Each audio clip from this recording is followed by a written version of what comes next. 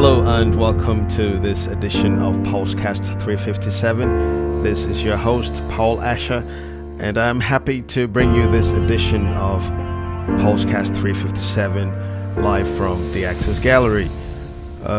So much has happened in the last few days, and for me, I was just trying to be patient to see how things developed. There's been a lot of uncertainties, especially with COVID-19 and the fact that governments are looking to lift the lockdowns and ease on the quarantines and let people back out to their normal routines, and businesses opened up again.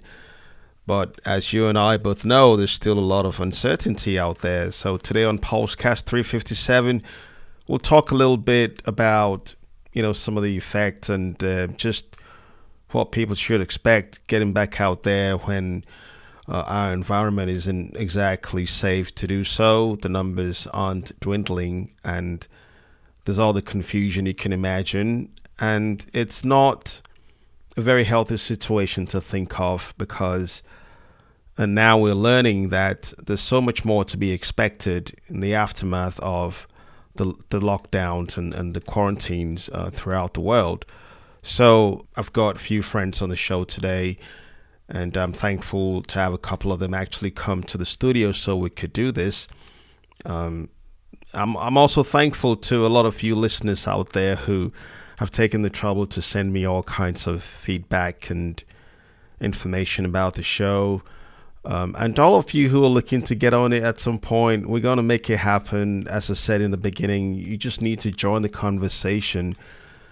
Bring what you know on board. Let's talk about some of the things that we've been too afraid to talk about in the past.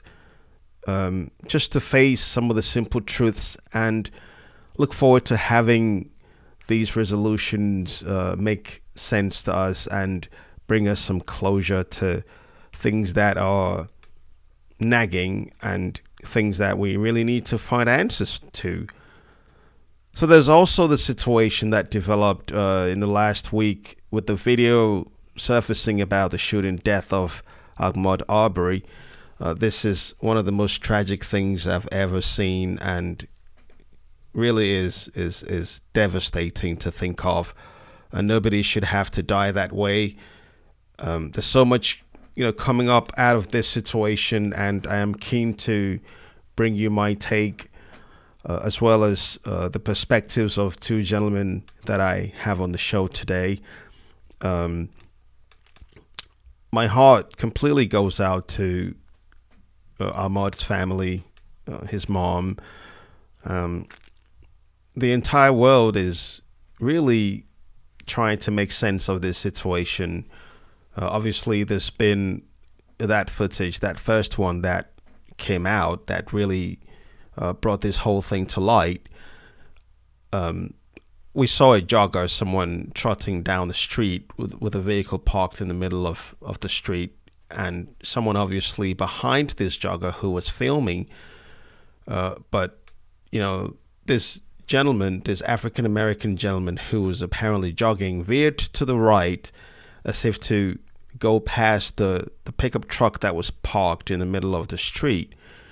But whoever was filming did not pan the camera to the right side so we could see what happened between the gentleman disappearing from the shot, and when he got back in the frame, he was in a physical altercation with another Caucasian gentleman who had a rifle, and then there were two shots fired, and the third one, you could clearly see that the barrel of that rifle was aimed towards somewhere in the midriff. I'm no expert, so I'm not even going to elaborate on that, but it was aimed directly into his torso. And so once the bullet was discharged, the Caucasian gentleman stepped back, and Ahmaud continued to approach him while he staggered to the ground and fell to his death. And initially, when I saw it, it did seem to me as if Ahmaud was the aggressor here. And it also looked as if he was trying to wrestle the rifle away from the Caucasian gentleman who is also Travis McMichael.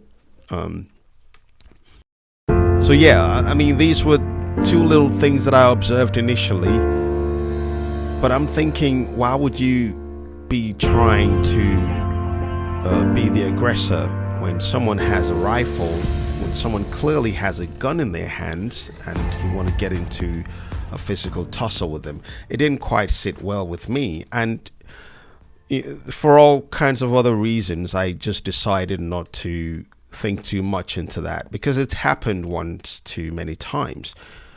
And naturally, there's going to be that outcry and also a demand by the public for something to be done about this situation. And no matter what is made out of this, I don't think that there's any justifiable reason for anyone to have to lose their life like that. And killing is killing. It doesn't matter who does the killing or who gets killed. I mean, if it's not their own natural death, I don't think it's in the hands of anyone to take another man's life, for that matter. But as the days progressed, and after the arrests of Gregory and Travis McMichael, we've had to see other evidence of events that may have led to that shooting, and so on and so forth. There's this image that's circulating on social media that shows Gregory McMichael apparently dressed in a uniform that belonged to a group who apparently believes in white supremacy and the need to make sure that white America retains its lineage and preserves its heritage, and make sure that it does not become the minority race in the United States of America. That's what I know. That's what is out there. That's what people are saying. But I'm no expert, and I'm certainly not going to sit here and say, oh yes, this is really and truly what this man actually believes in, and this group, for that matter, is really what it's said to be. I'm not going to quote on that. But then there is also this other video of an African American male who was jogging down the street, and then he veered off the road onto a property and into a home that was being constructed. And he didn't have any permission. He didn't know anyone there. He just veered off the street and into that house. There's also another video that has been released about another unidentified African American male who was in that same building 12 days prior to Ahmaud Arbery getting killed.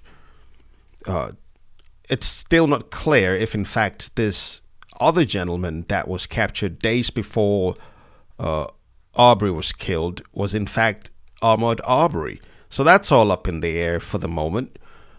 But these two developments really got me thinking, and so, naturally, I got into an interaction with a few friends of mine. We talked about it. Everybody's talking about it. So naturally, we had a discussion about it. And, they have their takes, which you're going to hear sometime during the show. But these two images that came out got me thinking. And I decided that for my take on this particular issue on the show, I'm going to attempt to ask myself a few questions that I've always asked myself. The answers are there, but they come up every now and then. And so I still do want to make sure that I am getting a bit of an understanding as to why we would live in a society, or we would live on Earth, but then there is always that perception or belief that some group of people, some group of human beings dislike another group of human beings just based on their complexion, their skin tone, the color of their skin. And so, I think that this really is the root of what this Ahmaud Arbery's shooting death situation is shaping up to be. Because it's a Caucasian against an African American individual who were involved in some kind of scuffle, and then another ended up losing their life. Reports trickling out are saying that Ahmaud may have been armed or not. There had been a 911 call made by the alleged shooter Travis to the police about the possibility of the same Ahmaud Arbery having a weapon on him at some point. And then again, previously, when he was 19 years old, bringing a weapon to high school alongside with some other criminal activities.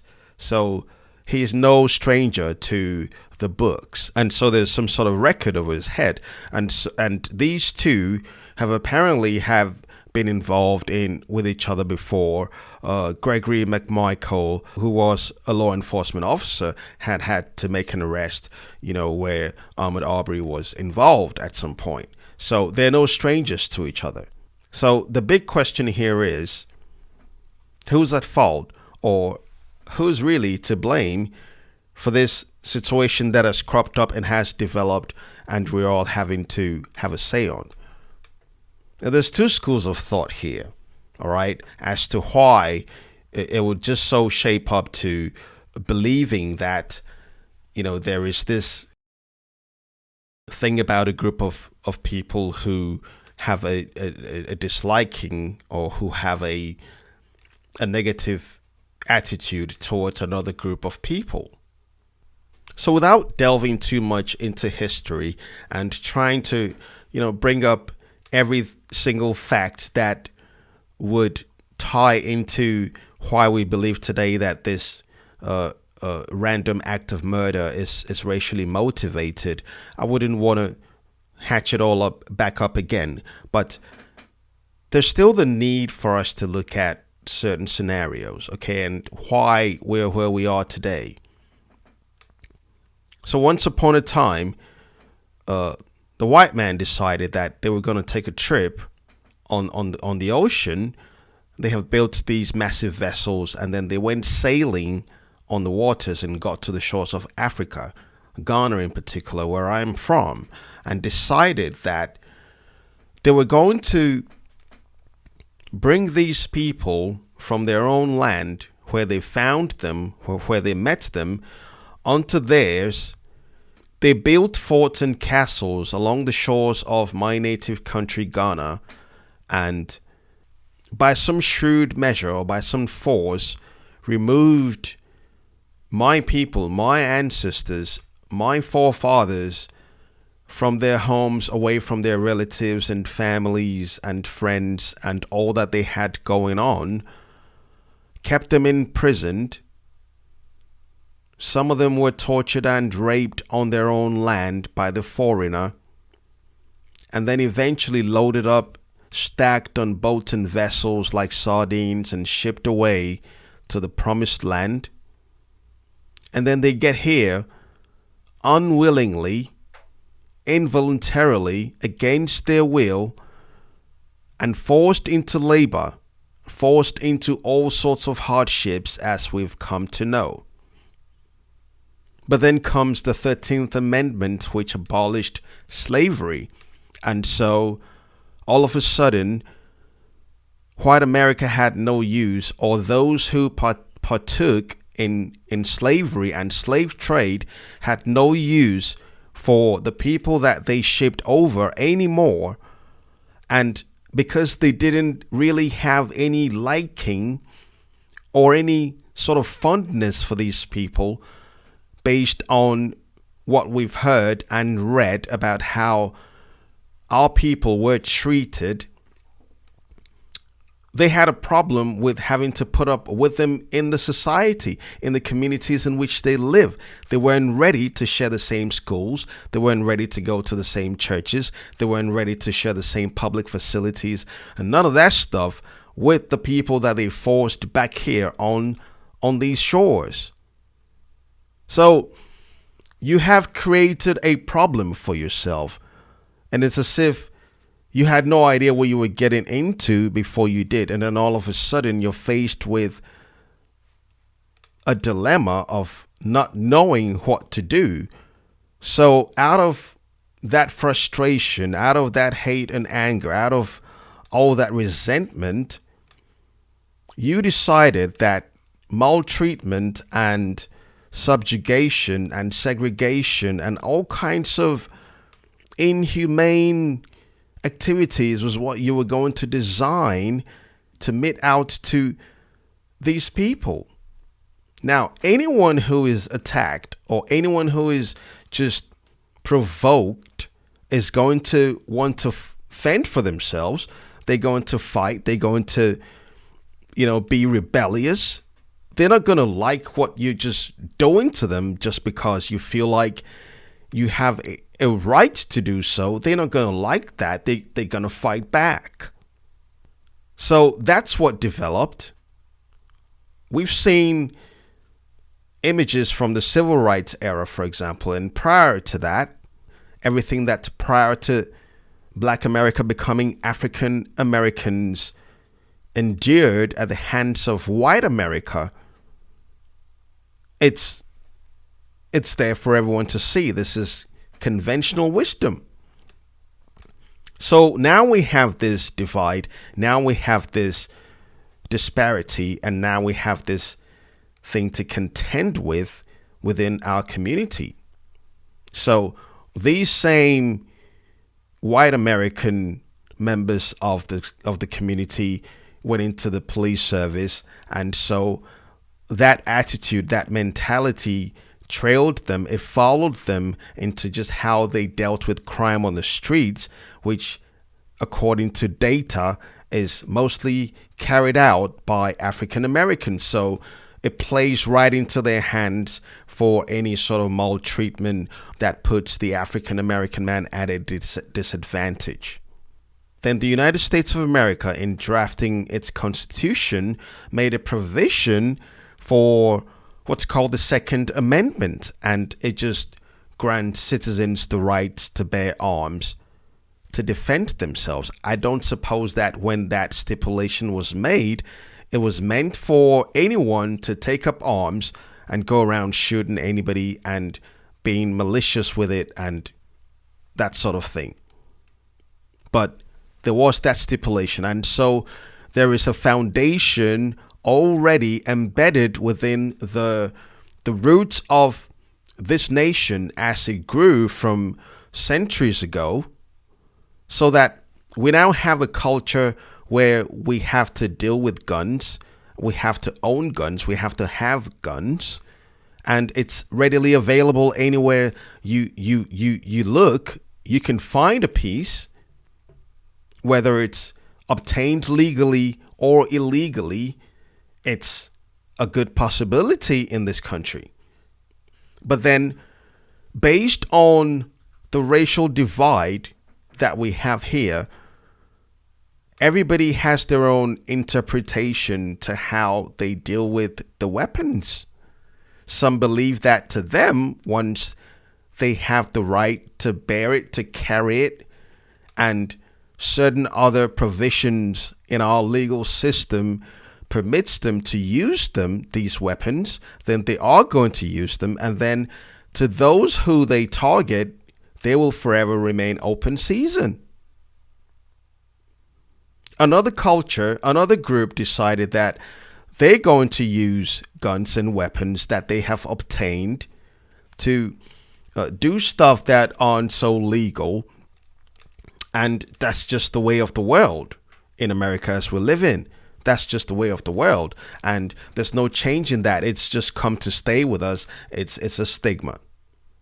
So not only has the 13th Amendment abolished slavery in the United States of America, white America is now faced with the problem of dealing with the people they thought they wanted around, but could not find themselves comfortable enough to coexist with these same individuals that they brought from overseas. And so the biggest question on my mind after we took a school trip when I was only 16 years old to one of these forts in Ghana where our ancestors were kept and shipped off the shores of Africa, I could relate because to me, it wasn't anything that I could just overlook or ignore because it didn't happen to me. Of course, these were people from my own land that were dealt that way, and so it really bothered me. But the biggest question I had on my mind was, how did it happen, and at what point in the history of mankind did it happen that there are some people who are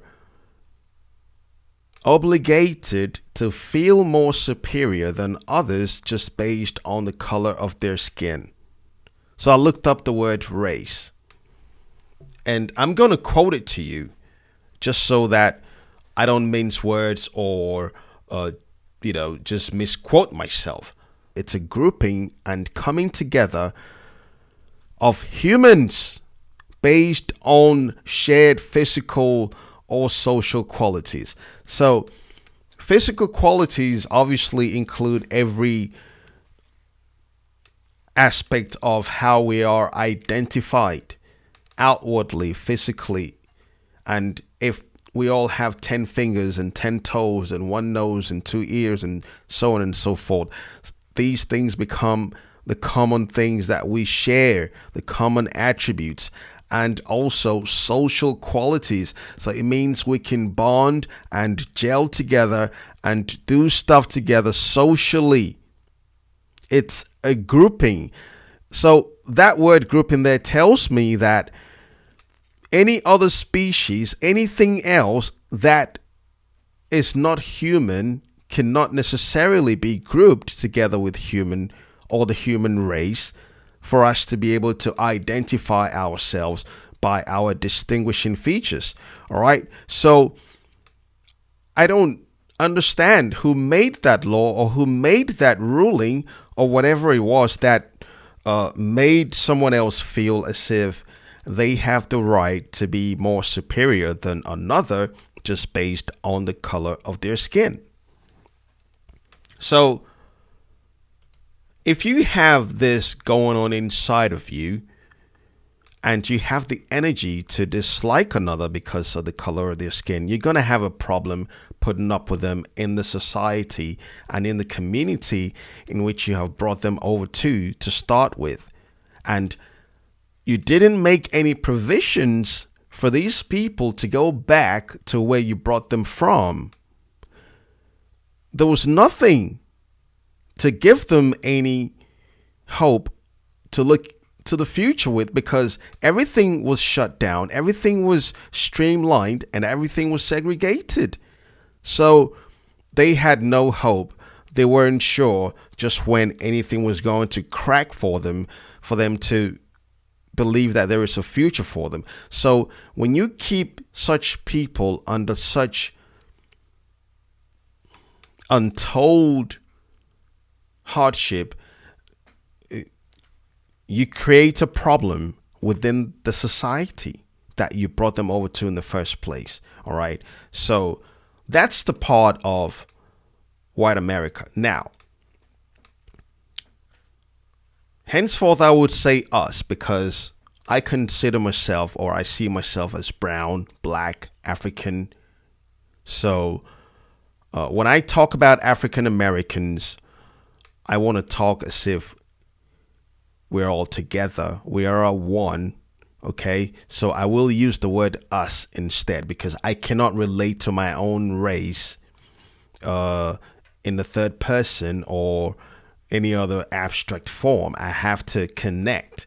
Therefore, when you leave people under such strenuous situations, they find ways to, I guess, psychologically, or the way we're shaped up as humans, to constantly remind themselves of the fact that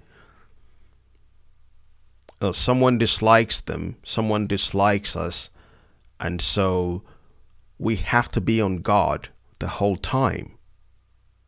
And being on guard also means to be aggressive, because based on what history has taught us, you just never know when you're going to be pounced upon or when you're going to be targeted for any kind of malicious act. So I guess this is also another set of emotions that built up over time and became resident in the hearts and minds of the African American or Black America, period. So today, when there is such a case or an issue, there's always going to be that hot debate about, when are you going to stop killing us? And also the fact that Black Lives Matter. But that is the subject line of this particular segment of the show. And when we come back, we will be touching on the solutions now, because we have been able to identify why there is the strife, why there is the resentment and all the friction that we've had to deal with. We've been able to pinpoint on those. So when we come back, we will be talking about solutions, because us humans retain one very special quality.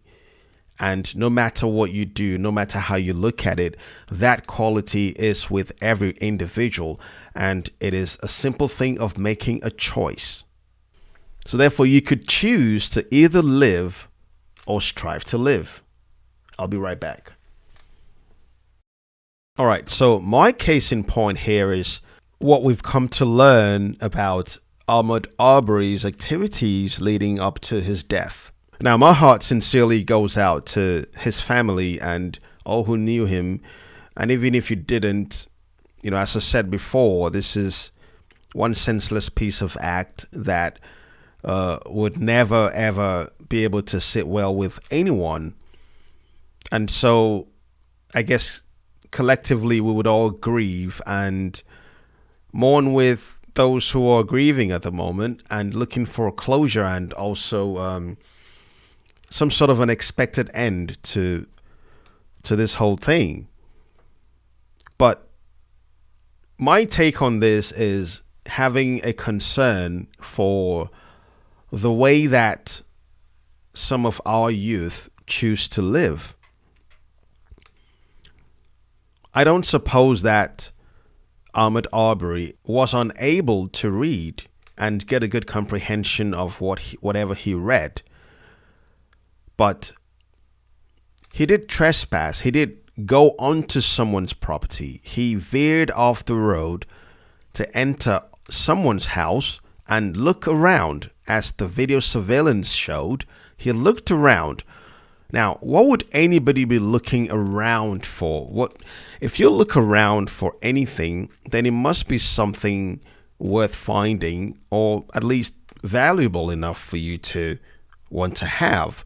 And so he looked around, and then reports say that he emerged later with nothing, empty-handed. To me, before we even get to that, there's a mistake. There's a very simple mistake that this young man made, and it breaks my heart to have to admit it. But we have to start trying to find solutions. And so I want to approach it this way. He made a mistake, and it cost him his life. He made a mistake when he decided that as a 19-year-old, he was going to be in a possession of a firearm. And he made a mistake by engaging in some of the criminal activity that was reported, and for which apparently Gregory McMichael had him arrested for, or what he was booked for. All right. So Ahmaud Arbery has not exactly been on the straight and narrow. And you can almost bet your last dime on the fact that he's not the only 25-year-old young African-American male in America today who unfortunately has not been able to identify all the opportunities that this place has to offer. The limitless resources that the United States of America is blessed with that anyone can take advantage of. Heck, I came over because I had the opportunity to compare where I was with where I am now, and was able to quickly understand that perhaps there is something that I could do and benefit from within this society that's going to help me. Because it is not okay to have that kind of mindset, to wander off the street and without permission or without knowing anyone on that lot or on that property, you just veered into the place and walked in there. The fact that it was still under construction does not mean a thing. That's a lot that someone actually purchased and had all the permissions and the authority and the legal rights to put up a structure on it. So that entire real estate actually does belong to someone, and you did not have their permission to enter the place. Therefore, you trespassed, and trespassing is breaking the law. It's not legal to wander off onto a private property without permission or without being let into or onto that place. The family attorney has argued that worst case scenario, this is going to be, in the case of Ahmaud Arbery, is just trespassing. But from a legal perspective, that is not staying within the confines of the law either. So when you have citizens of this country who have understood their constitutional right to bear arms to defend themselves and their property, and also to enforce citizens' arrest, and these individuals, have that proclivity and the inclination, these individuals have that burning desire to exercise their constitutional rights within the law, within the limits of the law, they're going to want to do that, especially if it's great sport to them or if it's big fun to them. That's what they do. Just as someone else decides that they're going to choose to, drift off into and onto other people's property and look around for things. That sort of behavior is not going to augur well for you. This is just to other 25-year-olds out there and even the younger ones to understand that you have a choice to make, and a choice that can affect the rest of your life. Sometimes you may never even live to make amends. So it is very important to stay informed and be informed for when you get into situations that require you to make certain decisions and choices for that matter too. I mean, to think that you have free education here and free transportation to take you back and forth to school, free lunches, all the resources in the world to enhance your learning ability and for you to make good use of the educational system here, and for you to go all the way to become someone, and you'd rather choose to throw away your GED and work on a mixtape or a shortcut to trying to make it because you're not ready to go to work because that establishment is owned by Caucasians or it's a white company, and you refuse to do that, yet you're not looking to bond and come together, syndicate to create or establish an industry. Having a job is never sufficient, and we've lacked this we've been bereft of these attributes, and we haven't been able to get a good grip on our own culture of living that would all go well for us, that would make our livelihood, less filled with all the things that we have to deal with. We don't want to have to get back on the podium to preach that Black Lives Matter when we don't take it serious enough for ourselves. So to the youth out there, I need you to understand something, all right? Being careless and just being erratic is only a shortcut to negativity, because I don't really see any development or any progress in choosing to go that particular route. So in talking solutions, I just want to draw this example of the African in America and the African American. All right. These are all of the same color and of the same heritage. And I want you to understand that we are the same, but we have two different sets of history. All right. For those of us who remained on the native land, we had to deal with colonialism. And those who were brought over went through the slavery era. Both scenarios look the same to me, because whichever way you look at it, your independence and your freedom was somehow stifled away from you. But I guarantee you that there aren't a whole lot of Africans in sub-Saharan Africa where slave trade was predominant. There aren't a whole lot of these Africans walking around today and have at the back of their minds that they've been subjugated, they've been colonized, and they've been enslaved. And so whatever decisions they make about their livelihoods is going to reflect on the happenings of the past or the events of that era. Because one good thing about history is the fact that most people living today weren't really there to have experienced or witnessed some of these happenings. And so it's time to start looking forward as Black people. It's time to chin up really and understand that for someone to think of the Black race as inferior makes it their problem, their very unique problem. Now, it is up to us to choose whether to dwell on that and stop ourselves short of doing what we ought to do for ourselves.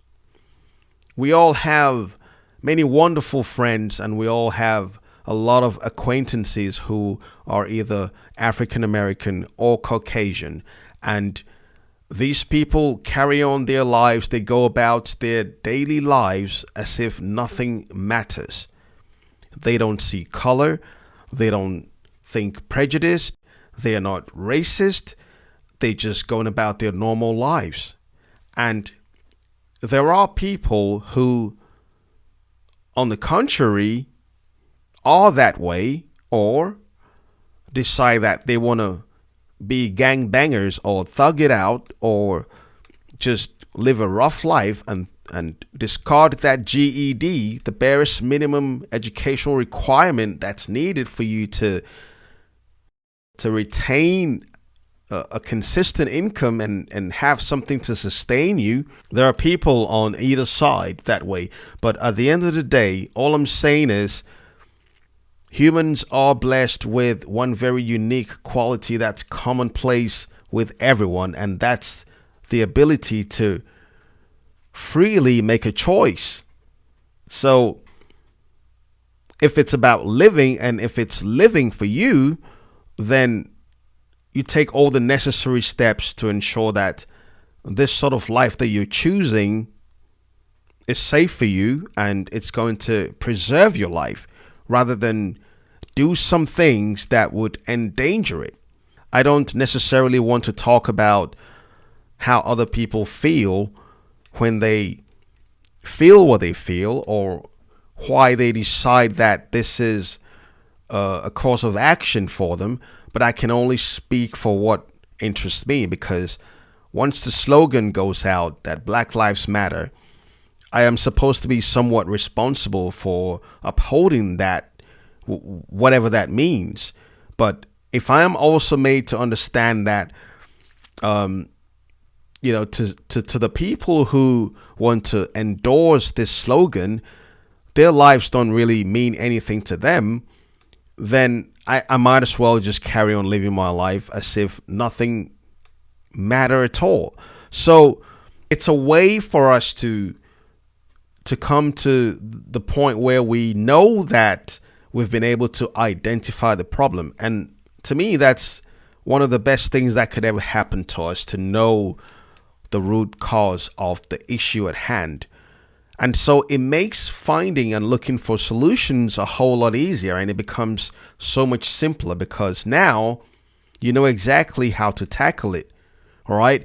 I think we could do ourselves a big favor and stop denying the truth and stop pretending that more than half the time the odds are stacked up against us because of what we get ourselves involved with. It's not to say that, I am supporting the narrative or I am trying to change the rhetoric or anything of that sort. But more often than not, we brush it aside and we refuse to really try to identify what would, I guess, give us some closure or some respite. Someone wrote recently that George Zimmerman was arrested all right, but there was never a conviction. And so the arrest of Gregory and Travis McMichael does not mean anything. That's a good argument to have all day. That's fair to look at that situation and want to believe that there's a likelihood of some play in the justice system that's going to exonerate these accused people. But not when you have other circumstances surrounding this case that points to the fact that there may or may not have been an aggressor or a perpetrator or a trespasser or someone who broke the law prior to the events that led up to his shooting, then that becomes something that churns us inside, because we are not ready to accept the fact that, it could be circumstantial, but there's also a lot of evidence, and this is what the court of law requires, and that's all they need to make their decisions. And so we're not going to sit back and cry foul and look on the whole issue as if, someone's been dealt an unfair hand here. And that's what really bothers me. And I think it's really a big pill and a bitter one at that to swallow, because sooner or later somebody is going to have to do that. This is in no way to justify this killing. This is in no way to sound as if I am not being empathetic or sympathetic with, the deceased or the bereaved family or anything of that sort. Far from it. But we can be formidable in really productive ways.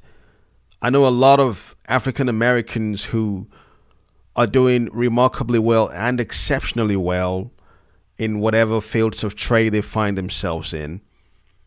We have to constantly remind ourselves that we are always capable anyway, and not to be too hasty to want to celebrate our individualistic accomplishments rather than syndicate or become more resourceful to create our own world. That way we can gain a collective notoriety and a collective respect, so that the rhetoric will change. That way those who consider another color as a target or prey would start to understand that these people can be a force to reckon with. They can be formidable. They can, shape their own lives up and their future together, and earn the respect that they ought to get anyway from society. And then perhaps, that contrasting character or attitude is rather going to quell or stifle the hate or the prejudiced mind. And, we may begin to start seeing a lasting solution, because there's definitely going to be another one. But before that happens, and God forbid it does, we have to understand that we have a culture that's already plagued us so badly. We're already neck deep into it. There's too many guns in too many hands. There's too much of that available to start with. The law and our Second Amendment right only enforces manufacturers and agencies that uphold this to continue to want to do so. So this culture remains.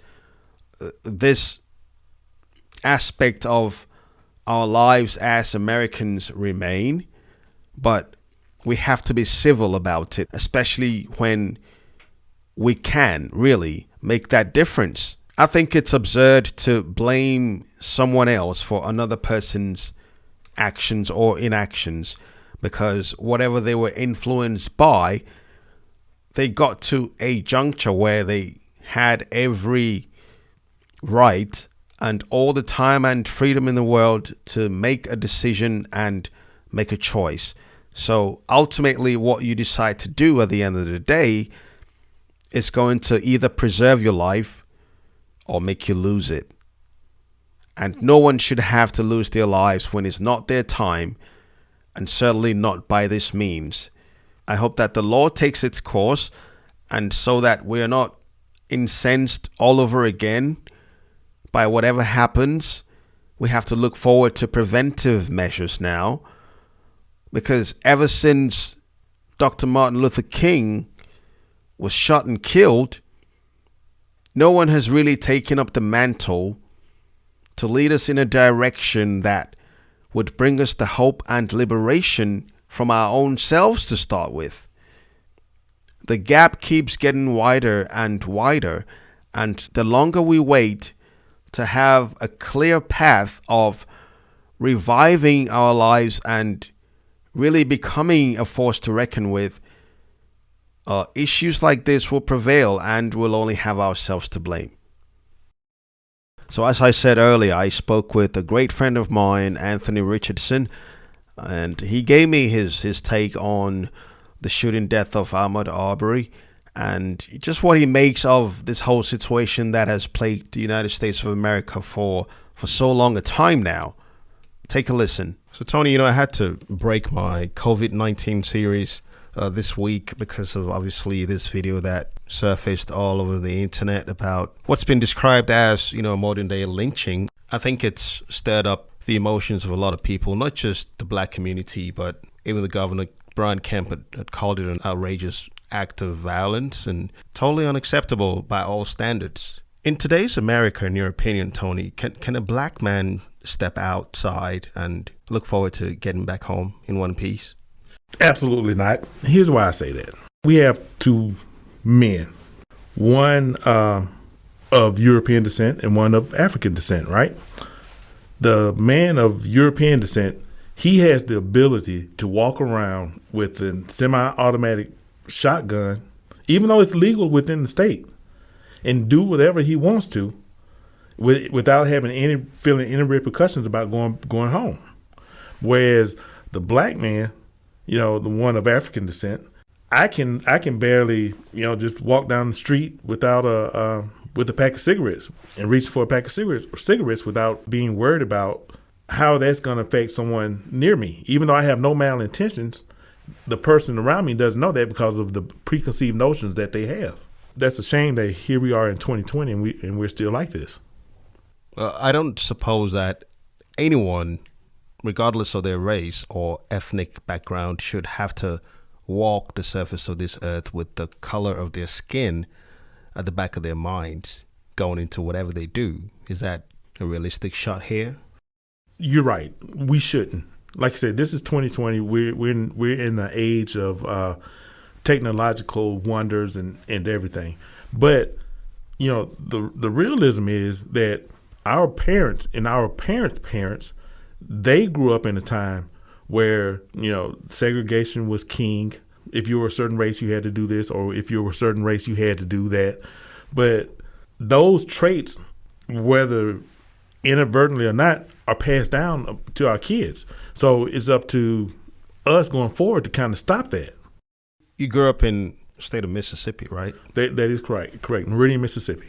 So it hasn't been that far back, in the past or anything, but I wasn't even born in this country, but I think that black people all over the world have had their own respective shares of some sort of subjugation or maltreatment that in the eyes of the, I'll say, good moral community does not augur well. So blacks from the continent of Africa have also had their bit of, colonialism, I guess, is what they had to deal with. Mm-hmm. And then black people on the other side of the hemisphere had to deal with slavery.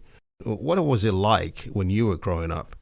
My childhood wasn't bad. I'm not gonna lie. I was always worried about, getting shot up or something like that. That just didn't happen. But what I can say is that the racial tension has always been there. And it will always be in there because, it's Mississippi. Mississippi is kind of one of the lifelines, I guess you could say, to racial tension and segregation. There was an instance when I was a teenage boy, right? My best friend, his mom was in the hospital dying of cancer. So, again, like I told you, it's a small town, so we could walk everywhere we go. So we walked up to the hospital to see his mom. Like I said, she was dying of cancer. So after we visited her, we went to this shop that sold donuts and milk and just a little small bakery. 3 teenage boys. We're just doing what we normally do, just out having fun, joking, So we go to this donut shop, and I'm not gonna call the name of it. And we wanted some milk and donuts on our walk back to our house. So we're in there, like I said, just being teenage boys. And all of a sudden, these 2 cops come out of nowhere and just shut the door and say, we need to leave. Are these white cops? Yes, these are white cops. And they say, you guys need to leave. And so we're sitting up here looking all confused, like, what is going on here? We just came to spend our money in this shop. And, you guys are telling us to leave. So we're asking these questions as teenagers. And they said that, this shop has been burglarized a couple of times, and we're just trying to make sure that, they stay safe. And so we're still looking confused. But again, at the time, we're teenage boys. We were taught not to fight back at the authority, because you have to respect the badge, because when it comes to respect, there's always certain positions and certain titles that come with a certain level of respect that's given, not necessarily earned, but given. Like you have your pastors, your mom, your dad. They deserve a certain level of respect that's given. Even the office of president. Mm-hmm. You may not like the person that's in the office, but there's a certain level of respect that's given to that person because they hold that title. So that's how we were taught growing up. And so, we didn't want to give too much feedback or fight back too much with the police officers. So, we obeyed the law. We obeyed their request, and we left, without spending any money. And we had money, so we just obeyed their request and we left. So that affected me to this day Because to this day, that donut shop is still in my hometown, and every time I go to my hometown, I will not patronize it because of the racial disparity that they showed me when I was a teenager, and that's all it was. Does that sort of make you mindful of the fact that it could happen at any given time over any trivial situation as far as white police officers or white folks? So when it comes to that, right, young white men are taught the value of weapons from an early age. Again, growing up in the South and living in the South currently, you see that people of European descent, they will teach their kids about gun safety from a very young age all the way up. Whereas people of African descent, we hardly ever recognize we own guns, but we don't take the time to educate our children to have them ready if something happens, if there is an uprising. So just like this young man that you alluded to at the beginning, it is a shame what happened to that man. He is a 25-year-old man just trying to stay healthy, trying to jog. And you have 3 men come up to him and say, hey, stop. We want to talk to you. What person, whether you're white, black, would sit there and stop and talk to someone who's armed to the teeth? So I don't understand how people would feel that it's okay for you to stop someone and you're armed and they're not, and you're not a law enforcement officer. The headlines don't lie, and it's true what we're reading and, having a hard time understanding the real scenarios surrounding that and basically what led up to that shooting. But I'm sitting here and I'm wondering why it is that we don't hear or we don't get to read all the headlines about black on black violence as well. My point here, Tony, is that killing is killing. It doesn't matter who the perpetrators are, or who's shot or who dies. Again, I grew up in the South my entire life, and I'm living in the South now. So one thing that I've noticed as a black male is that our counterparts, they stick together. He was a law enforcement officer in that area for 30 years. So he knew everyone in that small town community. So they are going to watch out for him. So no matter what he does or what he says, right, wrong, or indifferent, they're going to look out for him because there's a kinship. But when it comes to black people, we don't have that kinship. We will throw each other under the bus, and that has to stop. No ands, if, or buts about it. We have to stick together and take care of our own house. It's been said that when you live in a community where there are a lot of white people committing crimes, white people are more likely to be shot. And if you live in a county or a community that has a lot of black people committing crimes, black people are more likely to be shot. As it stands right now, black people in every state in America have the higher number. What's your take on this argument? Believe you, there are more crimes committed by white people that go unreported than it is black people. Now, the thing about the black crimes being committed is that you get more patrols in black neighborhoods because of the prejudices and the stereotypes that our trained law enforcement officers go through. They stereotype you and myself saying, hey, there's a black man, there's a higher instance that he may do, XYZ. Whereas even though, you and I could both walk in Macy's and we can have 2 white guys walk in Macy's, we're going to be the ones that are followed and not the white guys. The white guys can commit the crimes, but yet they're not worried about them because they're so busy focused on us because of the prejudices and the stereotypes that have come before us. This thing has dragged on. I mean, we've had to blame it on guns in the hands of irresponsible people. We've talked about background checks. We've talked about banning some of these assault rifles and having much more stringent measures in acquiring weapons. But you cannot negate the fact that this situation with black people dying needlessly and carelessly at the hands of either white police officers or white people for that matter. Do you have a solution in mind, Tony? Honestly, the solution lies within not necessarily our generation, but future generations. We have to teach love. We have to teach respect, and we have to teach respect of life. Now I may sound like a militant on this side of the mic, and I'll be honest. I'm a multiple gun owner. I've taught my daughter how to shoot and how to handle a gun. Just to be armed just in case. But at the end of the day, she has to respect life, no matter what color that person is on the on the other end of that barrel, she has to respect that life. She has to get rid of all prejudices, against that person. But we as being older folks, we've grown up with these prejudices, and I try to not instill those prejudices in my daughter. That's how it's going to stop. When we respect life, no matter what the person, get rid of all preconceived notions, all stereotypes.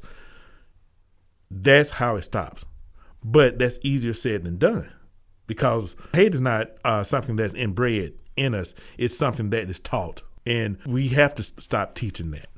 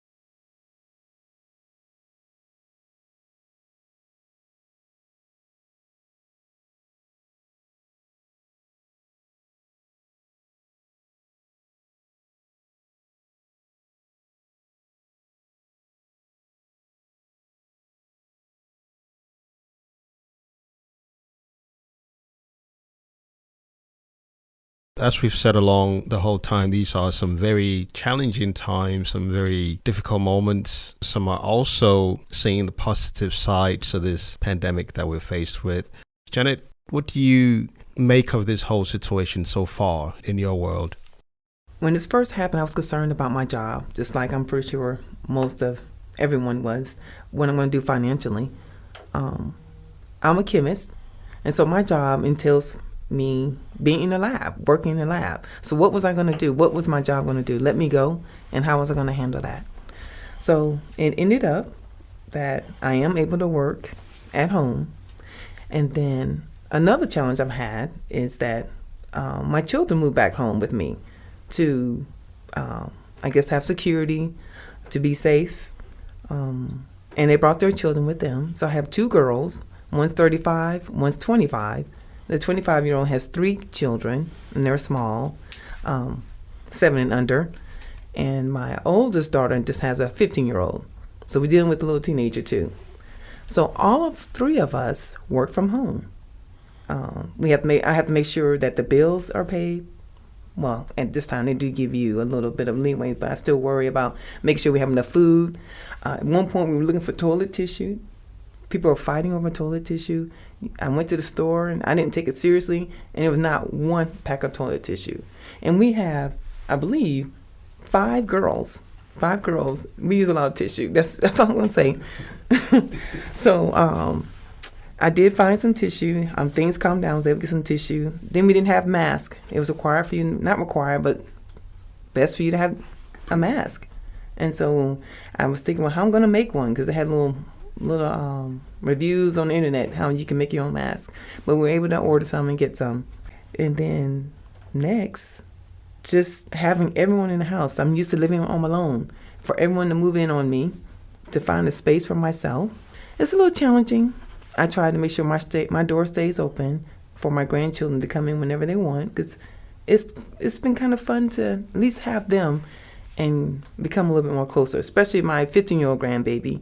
I just see her sporadically, and just to see her on a daily basis and help feed her, cook, clean, and get her to do some things, it's been fun. I'm enjoying that part. So there's some bad parts where I worry about I'm going to be sick, that I might die. Do I have all my affairs in order? for my children, that they will know what to do if something happens to me. If I become sick, how can I be isolated from them? Since mostly young people don't get as much as older people. You're also saying that you've had to reassess some things that have happened in your life. All of a sudden, you have all these questions that you're asking yourself. Is this our biggest wake-up call yet? Oh, definitely. I never thought I would see something like this. This has put me at a place I never thought I would be. I just never thought something in this world could happen like this, that put all of us down. All of us are concerned about this, not only just me. Like you said, I've been thinking about what can I do for myself? If I get through this, what can I do differently? How can I enjoy things? Do I need to go? I need to travel more. I was just worried about paying the bills. What can I do for fun, just in case something happens like this again? I want to have something. I want to have some fun before I pass away, because I never thought about that. I thought about that. Hey, let me have a more closer relationship with my kids. Let's do things as a family more. What do you do in a situation like this where it seems like there's really nothing much you could do to either help it or, I'll just say, do a whole lot about it? I mean, it's a virus that, as we've been told, you can contract one way or another, and everybody is pretty much exposed to it. But is there anything you can cling on to in times like this? Well, for me, I do hold on to my faith. If I'm supposed to go, I'm going to go. But I'm going to do what I'm supposed to do to help myself, though. I think God helps those who help themselves. So I'm going to do what I'm supposed to do. If it's still time for me to go, then I'm going to go. I mean, there's nothing I think I can do better than that. Just try to ask everyone to keep safe, wash your hands like we're supposed to, like they're asking us to do. That's the only thing you can do, and hold on to that. If this is what God wants for me, that's what's going to happen. It's funny you should bring that up, because we've looked up to God, all merciful, all compassionate, yet we go through these things. I guess pain is an enormous condition for living, and when we're going through certain types of suffering, it's supposed to be acceptable. I just don't think it's acceptable. I try to reason it out for myself that some things, certain people have things they went through, go through things, and some people don't. I just have to think, well, why did this happen? What was the purpose? I have to believe that something higher than me knows everything that's going on, and there's a reason for it. I may not know it, but I have to just do what I can in my little world to keep going and believe that, hey, whatever is going to happen for me, it's going to happen. I hope that pray for my other people on this earth, that they'll be okay too. So if you were to encourage someone, inspire anybody to hang on, what would you say? What would you do? There's times I've been low, and all of a sudden, things would just fall into place. And I'm talking about so smooth. You're wondering, there's no way that this happened by chance. It's too many things that happen, boom, boom, boom, all in order. I really do believe that there is a God out there who will do what he needs to do for you. And he sees your path forward, he sees your future, and he will handle it. If you just put your faith in him, he will handle it. And that's happened for me. This is a person who didn't really believe, who didn't go to church. I didn't go to church as a child. So it took a lot for me to get to where I'm at now, for me to understand there's something else out there if you just stop and listen. And today I bring you another segment from another good friend of mine, someone I've known for a few years now. He's had to deal with a lot of social issues pertaining to our society, a good man of faith, and also a licensed clinical social worker. There's a reason that I have him here in the studio today, and you will find out why. So, baby, welcome to the studio. Thank you, Paul. Thanks for having me. How have you been? How's your family? How's everything since this lockdown? I haven't really seen you, I'll say, in a few years now. Well, I've been doing very well. The family is doing well as well. We have been staying in and practicing our safe guidelines. And I want to say that because we have been staying in, we have really gotten much closer. And it's been very helpful for the family from a developmental and perspective. It's always a good thing to look at this whole situation from a positive perspective, and I'm glad you could touch on that. How has that affected your job? Well, it's affected my job tremendously because the nature of my job has changed. Instead of going to the office, I work from home and I do a lot of things virtually. So there is a difference in how I interact with my clients or patients, if you may, however you choose to describe that. And so it's been different, but I believe still rather effective. All right, so as far as mental health issues go and mental disorders with certain individuals, how do you think they're coping and dealing with protecting themselves during this outbreak? Well, I think that this outbreak has made it very difficult for people to cope in general. So, for instance, if you look at the research shows that 1 in every 4 persons or individual has mental health issues or mental health disorders. Not necessarily all of those disorders are diagnosed, but that's what the research says about that. So I think 2 things. Number one, the individuals who already had mental health disorders, for example, whether it was depression, anxiety, or schizophrenia or schizoaffective disorders, those kinds of disorders, I would say that because of the pandemic, it's made their situation worse. Also, those people who have not been diagnosed with depression and or anxiety, we have actually seen a spike in depressive symptoms. We've seen a spike in anxiety symptoms as well. So I think that the pandemic has really caused people to have issues dealing with what is happening in real time. The young man just got himself entangled in a situation that has gotten actually the whole world talking about. Ahmaud Arbery. We could always talk about so many reasons why this happens in our society today. A lot of people have so much to blame this particular situation on. But I feel that it's time for us to start looking at, how this has developed over the years to get to the bottom of trying to resolve this issue, because to me, it doesn't matter who gets killed or who does the killing. Killing is wrong and killing is killing, and it's one way to look at it. But the outcry from the black community about the inequality here and the fact that the black community feels as if they are open season and targets for white people to pull out weapons and take them out on the streets for no reason. What do you have to say about this? Well, I think it's a very interesting perspective. And to some extent, I do agree with, where the African American community is coming from, etc. And that's really based on how things have played out in this country historically and continues to play out. And this is something that they see almost every day. And this is something that has been their personal experience. So obviously, because it's been their personal experience, it's something that they've seen. It's a lot easier to identify with an experience that you are actually used to. You said something about the young man got himself killed. I would probably phrase that a little bit differently. I don't think that anybody goes out there wanting to get killed or wanting to get gunned down.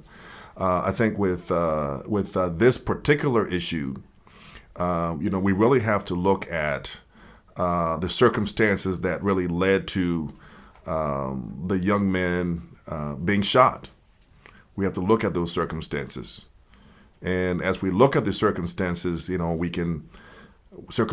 we can actually see that there are a lot of different perspectives. For example, it was said that this young man was seen at a house that was under construction. Obviously, it wasn't his property, and it was said that he was trespassing, possibly. But when he was trespassing, he didn't take anything. He didn't steal anything. So in the greater scheme of things, it's fair to say that he didn't break the law. I get that part. We want to call it trespassing. That's what the law interprets it as. But why would you do such a thing? Because I believe that there are people out there as well who are always looking to defend their property and also shoot to kill if they have to. Well, I think the issue here is that there's some legal issues that we probably don't know much about in terms of when is it okay to shoot someone if they are trespassing on your property and things of that nature. I actually watched some footage of the video where the young man had approached this property, and he stood in this property for a while. It was an unfinished house. It was under construction. He did not take anything, and then he left and he went on his way. And it also showed that he was actually followed. He was on foot, and he was actually followed. And there was a point in time. There was a father and son that was waiting for him. And they were armed. And as I listened to the story, the property that he entered was really not their property. They didn't own that property. The video showed that he was. I would say it's fair to say that he was almost like hunted. Is that they were after him with intent. So I can definitely understand from that perspective. The public outcry. If somebody is trespassing on somebody's property, that definitely doesn't necessarily give them the right to shoot the person on sight. I think that there are other ways that we can resolve issues than to start shooting instead of asking questions. I totally agree. I'm not disputing any of that, but I think this has gone on far too long. We've always had to have these situations crop up every now and then in society with racial tensions and disparities and what it leads to. I've done a bits of research here and there, and I've tried to look and try to get an understanding as to when exactly or why it is that we have racial differences. Well, I think that's a very good point, and you're trying to go to the roots of everything. I believe that this is much bigger than a black or white issue. You can look at it from one perspective and say, yes, this is a black or white issue. But I think more so this particular incident, really, I think it's a crime against humanity. Because if we really think about it, is that, we are all human beings first. And then maybe we get into these different categories based on whether, the color of our skins and so on and so forth. And even if we look at, some of the blacks that are from Africa, we have our own problems. We have our own problems with tribalism, etc., where we can actually see some of those differences there, where you have certain groups hunt down other groups and kill certain groups because they belong to certain tribes, etc. And this is all about power and control, etc. So I think that we're seeing something very similar in the United States of America. It really is about power and control, but it's also about perception. I think that we as African Americans, we perceive white people a certain way, and then white people also perceive us a certain way as well. And if you think about it, is that perceived fear and real fear, the body responds the exact same way. It doesn't distinguish between what is perceived and what is real. And so a lot of times people create these concepts and thought patterns in their minds, and it plays out in real life. Hence, a shooting of an African American here and there. Well, sounds good, but I mean, you would agree that it's racially motivated, as is the belief, with most people. And I've looked up the word race. I've tried to, again, get a much better understanding, and it defines humans as sharing the same physical and social qualities. So why would black people look at white people in a particular way, and why would white people look at black people in another way? Why can we not just coexist and not have the differences in our skin tone or our skin color get in the way of what we do? Yeah, I think that's a very interesting question. But if you really think about it, is that you have to look at, I would say, culture. You have to throw culture into this, so to speak, because when we start talking about culture, we are really talking about a way of life, how people do things and how they carry out their activities, etc., etc. And so we see a certain set of values that drive how African American live, and then you see a certain set of values that drive how Caucasians live.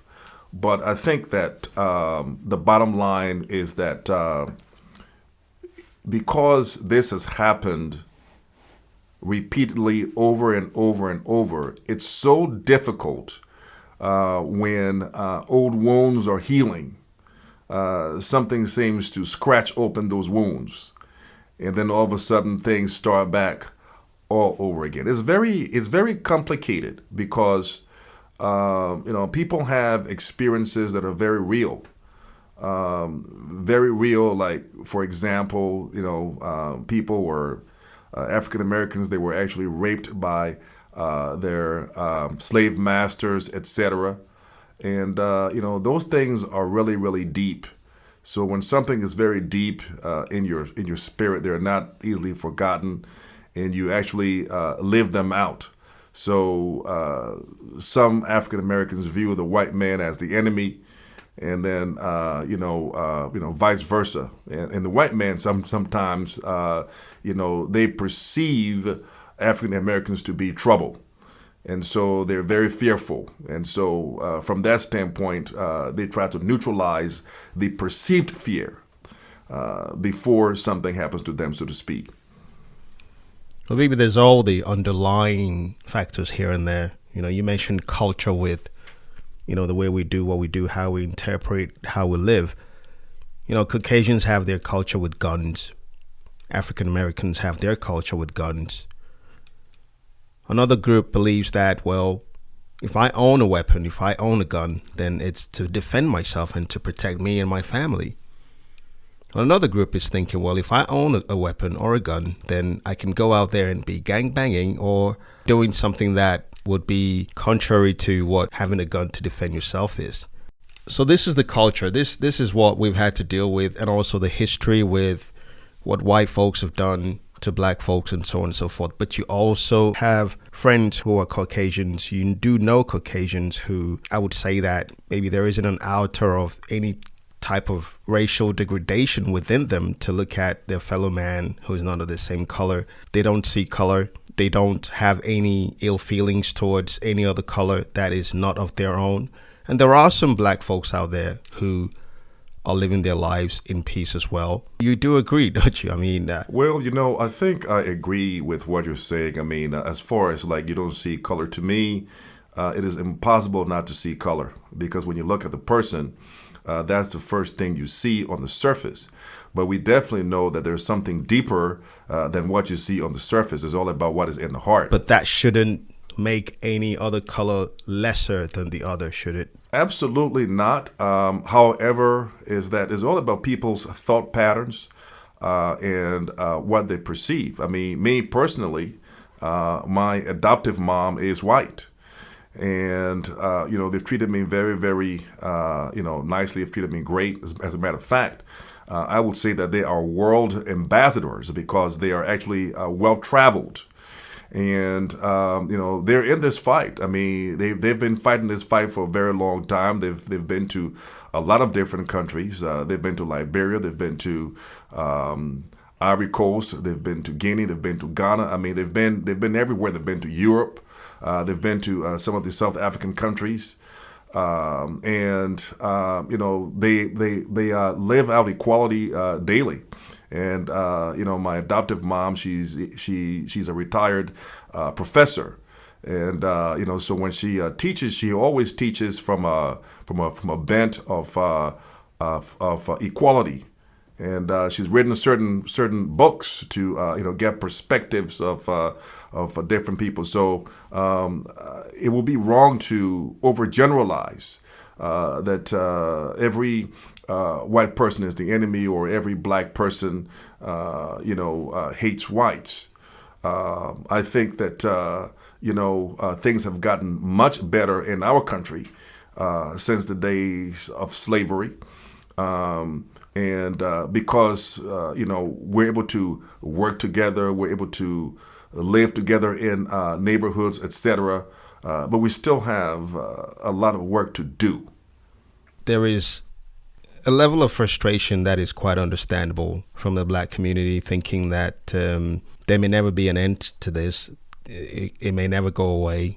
Parents wonder if, the young sons are going to ever make it back home in one piece. This is just about, I guess, trying to identify, the way forward, because we can identify the problem. The good thing is we can put a finger on it. So how do we start thinking solutions? Well, I think really solutions really begins in the hearts of individuals, and then it also begins in the minds of individuals. I mean, you can't have solutions until you have some kind of dialogue, because one of the things is, I think it's really important that we each need to look at ourselves, because I think we all have our individual biases.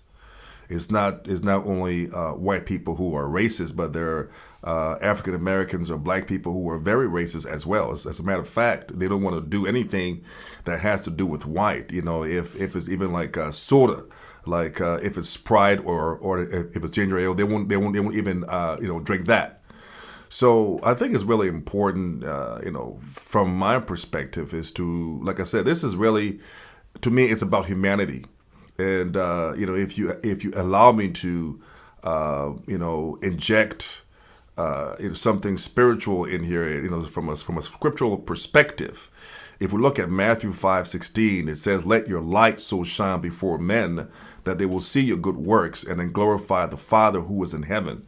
And so I think that is really important, because our world is not meant to be us killing each other. Yes, we're going to have problems, but I think the key thing is that our heart needs to reflect the nature and the image of who created us. And I think that's what is really important. And every now and then we get really distracted by what is happening in the world. How feasible do you think this is when we have a constitution that defends the use of arms under certain conditions, and also the right to bear arms? Well, I think it's very feasible, because if you really think about it, is that use your voice. Your voice has power. As a matter of fact, with this situation that we were just talking about, with this young man who was recently, I will use the word murdered. For a while it seemed like nothing was happening, and then all of a sudden, voices started to speak. And those voices got louder and louder and louder and louder. And all of a sudden, guess what? It changed things. It shifted things. So there definitely is power in your voice. There's power in our voices. And I think it's really important that when we do speak, we speak about the right things. Because the fact is that an injustice somewhere is an injustice everywhere. So you mentioned the scripture there just a while back, and the need for us all to exhibit some better qualities, if not improve on what we already have and what we're already showing. How has this whole COVID-19 situation affected the faith of a lot who look up to God, for sustenance and also for good health? Wow, that's a really good question. I think that this has shaken the faith of a lot of Christians. And I think for a lot of Christians, they've really questioned God. God, if you are there, why is this happening, and why is this happening right now? But as I start to think about this, you see, I always say that in times like these, we realize there's always been times like these. What we see happening is that people have the tendency that whatever is happening recently, whatever is more recent, we call that the recency effect, is that they forget about everything that has happened in the past that was so hard and so difficult. And so they only look at what is happening right now. But if you look at history, you can see that there have been tough times in history. And as a matter of fact, maybe tougher times than what we're experiencing right now. I think that different parts of the world are handling this differently. America, for example, I don't think as a whole, as a country, they're handling this stuff very well. I think that the reason being is that America is a very spoiled country because they've been handed everything on a silver platter. And comparatively to a lot of other countries who don't have the ability to send all their citizens a check, or who don't have an unemployment office where you can go and apply for unemployment and you get a check to carry on. Things are very different in other parts of the world, but I think here in the United States is that we're just spoiled, and this has really thrown things in disarray for a lot of people. Sounds good. Bibi Roberts, thank you for stopping by to talk to us today. Bibi is a licensed clinical social worker with also a great knowledge about a lot of other issues. Thank you for your time today. Thank you, Paul. Appreciate you. So thank you all for listening and watching today's edition of Pulsecast 357. Until next time, take care of yourselves, stay safe and stay alive.